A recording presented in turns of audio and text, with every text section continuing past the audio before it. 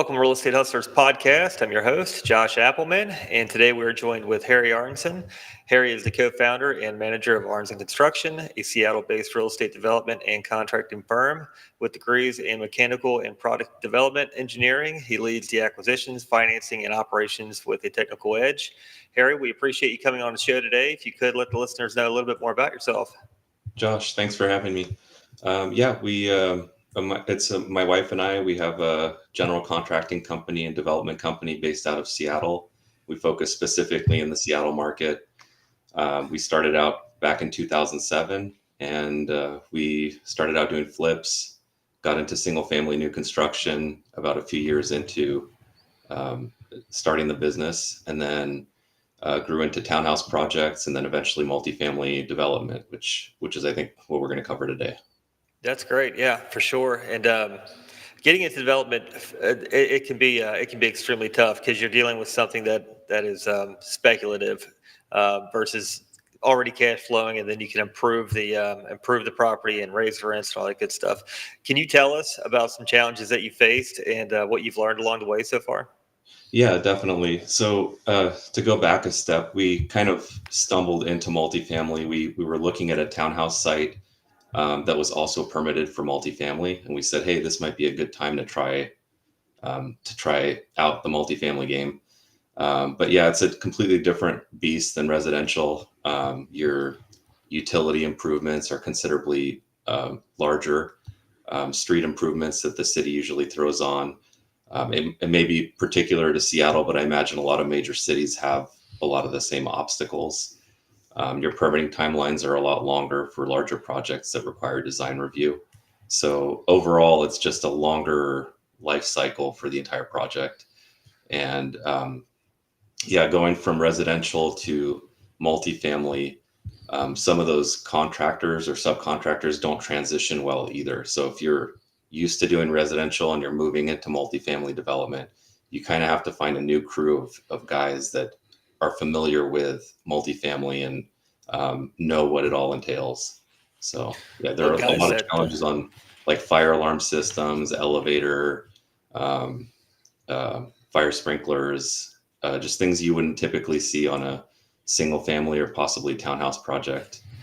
Yeah, very, very much more astute, knowing the codes, knowing what you're getting into, and then more than anything, the guys and the crews that can get things done on target on the timeline, because you're up against the timeline the entire process, because you've got a lot of cash out throughout the process of developing, and you got to get that cash back through draws.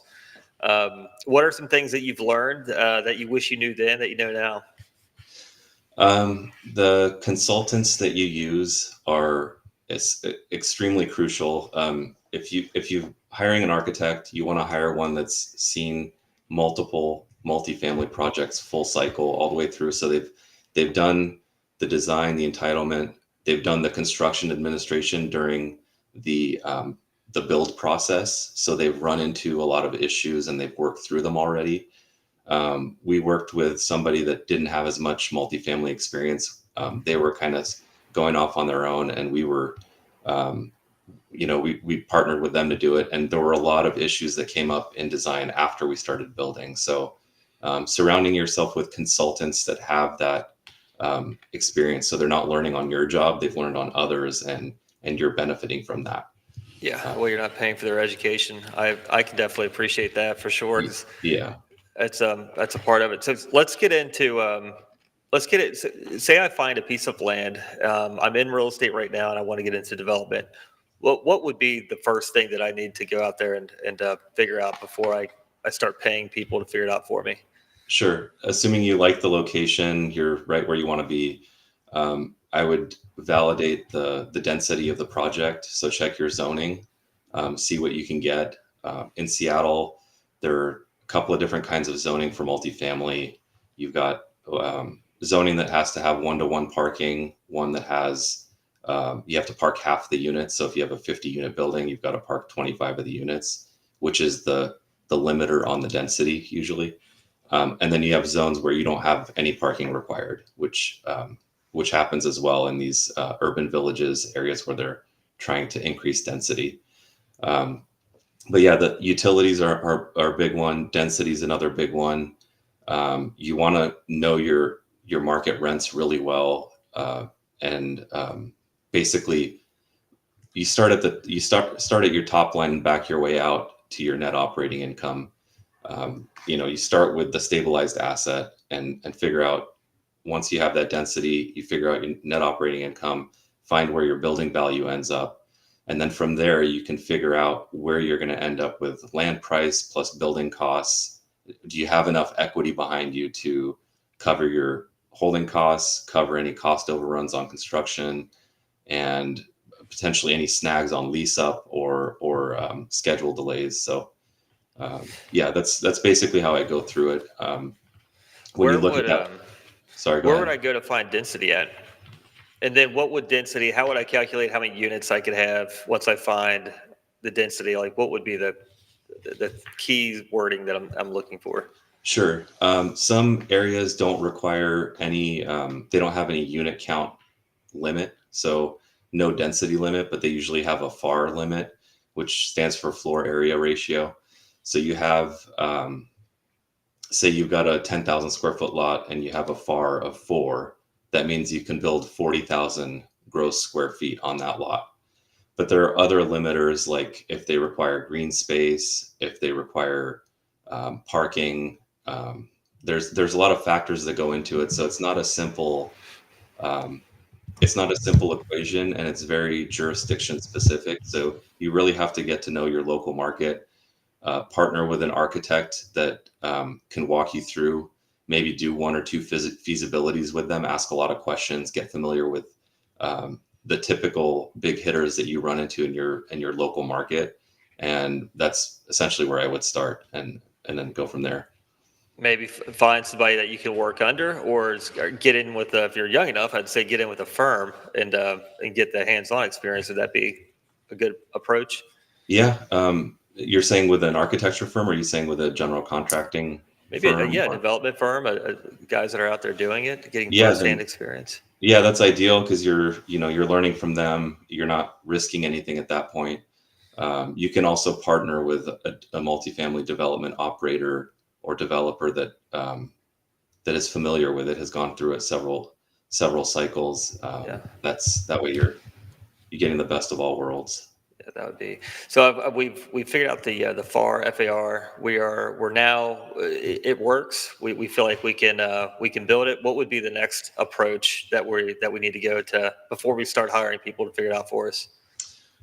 So I'd figure out, so you've got your density, figure out your rents and your unit mix that you're trying to target, and it's never going to end up where you think it is. So if you're designing for a 60 unit building, I would back off a few units, because I'd probably underwrite it to 55 units, for example, just so that you've got that buffer, because things will come up in design review and the entitlement process that will essentially limit your density.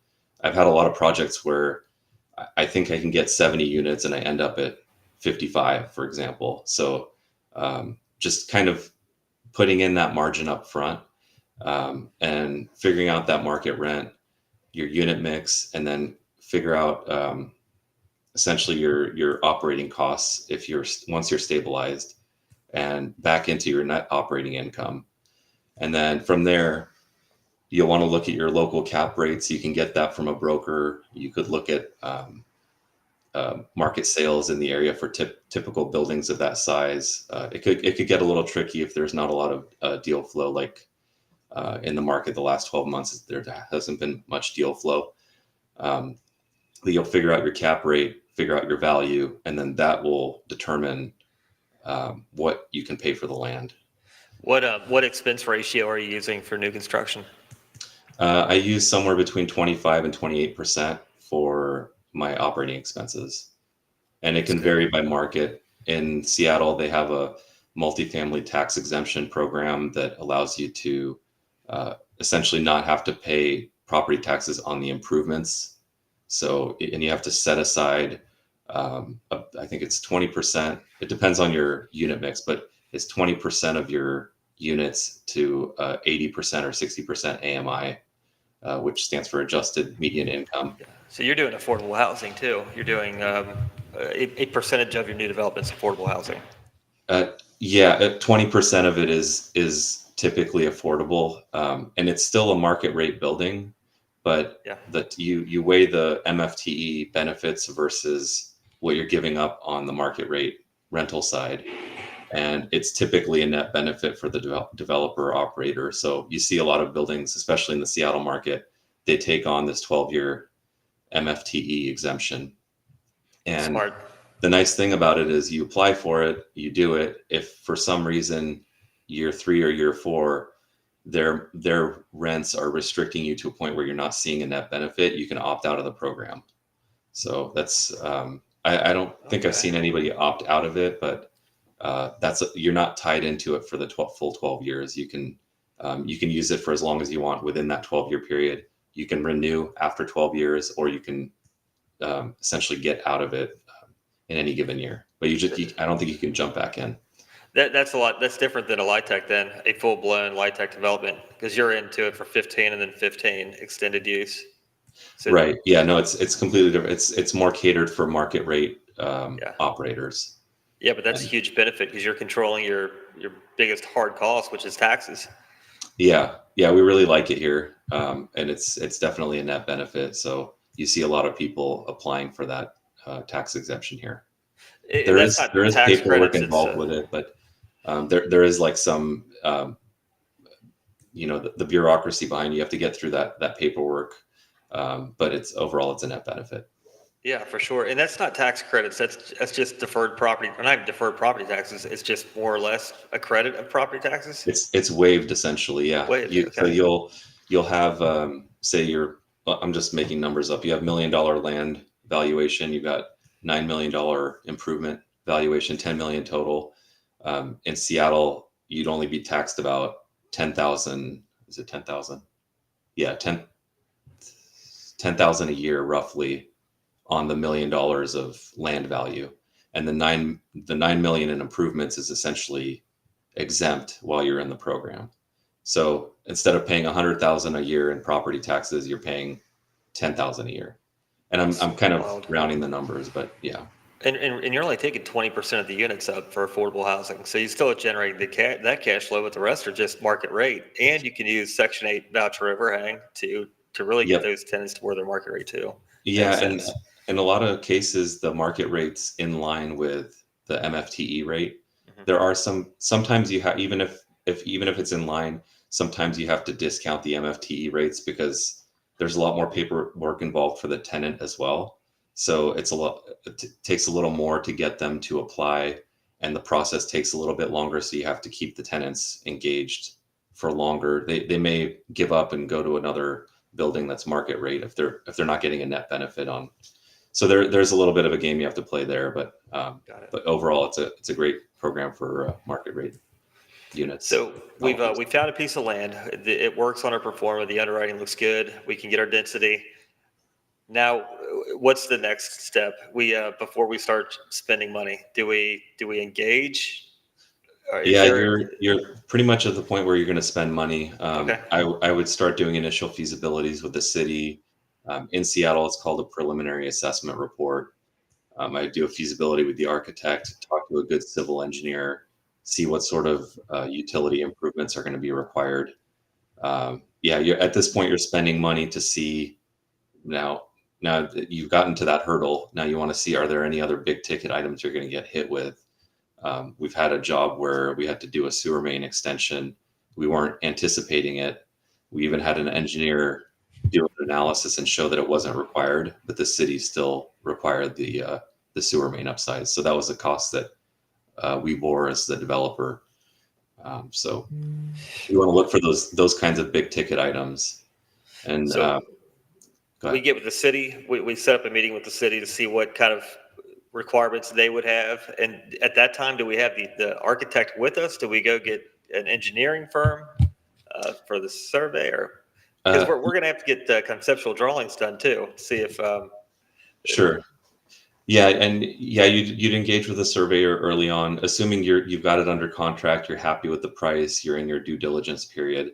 You want to make sure you don't have any encroachments. That's another key item, especially in higher density cities. You'll have buildings really close to each other. Sometimes you'll have a neighboring property's utilities on your property, or you'll have fence line encroachments or even building encroachments.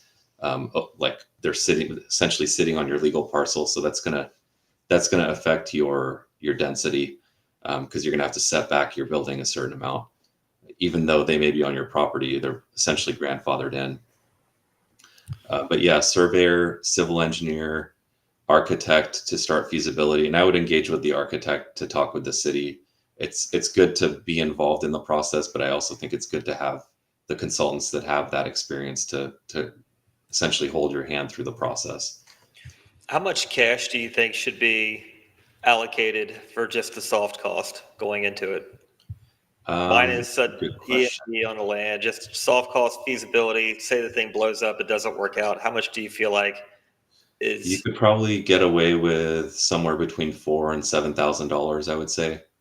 2 to 3,000 for the survey, 2 to 3,000 for feasibility with the architecture firm, and then throw another 1,000 or so in there for miscellaneous, maybe some consulting fees for with the city, or whatever else might come up. That's probably a fair number, 7,000 or less. how? What should the PSA should say for as far as a closing timeline? Is it 3 months, 6 months? It depends. If you're trying to get developer terms, I mean, the ideal is close on permits, and that could be up to 2 years. We've had some closings that are 18 months long. That's holding costs that you don't have to pay out, and Yeah. you can sell that to the seller as, the more time you give me, the more money I can give you, because you're essentially holding it for me. So yeah, you want to get as much time as you can. Get your financing contingency in there if you're not sure how you're going to fund it. Those are some key items. Got it. That's a good point. You have to get the seller to play ball too. Of course, if they're selling land, they kind of sign up for it. They have to get the project has to go through approvals for it to even make sense. Yeah. Um, And a lot of times in higher density cities, you're going to have, it's not just raw land. It might be a small building, or like we've bought a single family commercial, or no, single story commercial building that's there, like an old bar. And that we tore that down and built a 50-unit building in that place. But there was a tenant paying rent there. So if you have that sort of scenario, that's ideal for the seller. If they don't mind holding it longer term, they're getting some rental income still. Or for you, if you have to close on it quicker, you're at least still getting some money in to offset your holding costs. Got it.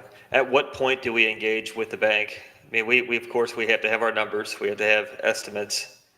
Uh, Say we've engaged with the architect, the city, everyone's on board, and I guess the architect has taken over and they've sent out for pricing, or is that something you're doing on your end?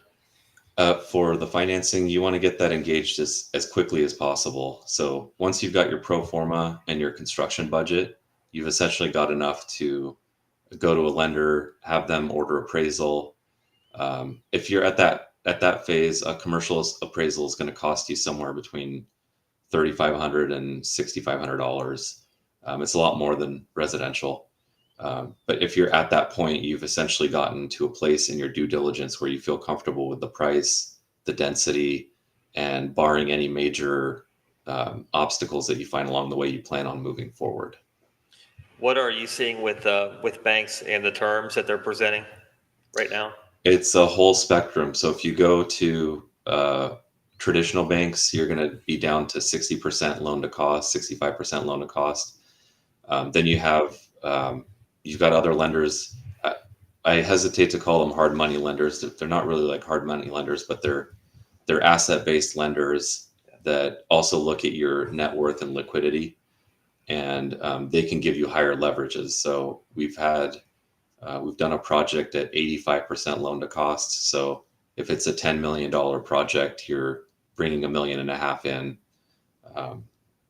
in. So there's a very wide spectrum. Obviously, if you've got more capital and you have a very strong balance sheet, you want to go with more of a traditional lender. But if you want to get a higher rate of return on your money and you don't mind taking on the risk of higher leverage, you can go to more like a hard money style lender that can give you the higher loan to cost, so that you're you can keep your money working at a higher rate of return. Now, when you close on the bank financing, how much time goes by before you actually break ground typically? So usually, if you're not closing on permits, you're getting usually like a 24-month acquisition loan, and if that's the case, you're say it's like a $2 million land purchase, they're going to require somewhere between 40 and 50% down if it's land only. Now, you bring up a good point actually. If you're buying a building, or if you're buying a property that has a building on it, you're going to be able to get higher leverage on your acquisition financing because there's an asset there already. If you're just buying raw land, you're going to be close to 50% down. Like I said, some lenders will go 40% down. But yeah, you want to have at least 24 months for your entitlement phase. You may need extensions on that acquisition loan. But if you're buying it and closing on permits, you're essentially going right into your construction financing. So they'll usually build in an interest reserve, and you've got I would say 18 months is the bare minimum I would do for a multifamily project, because you got to build it and then you've got to lease it up and stabilize it before you can take it into long-term financing. And So best you case don't, scenario is you're closing and permits are already pretty much printed and ready for you to go. yeah, that would be the best case scenario. Yeah, and then you'd want at least 18 months on your construction financing, and you want to have your lender build in extensions as well. Usually they'll do 1 or 2 extensions of 90 days each. You want to have that.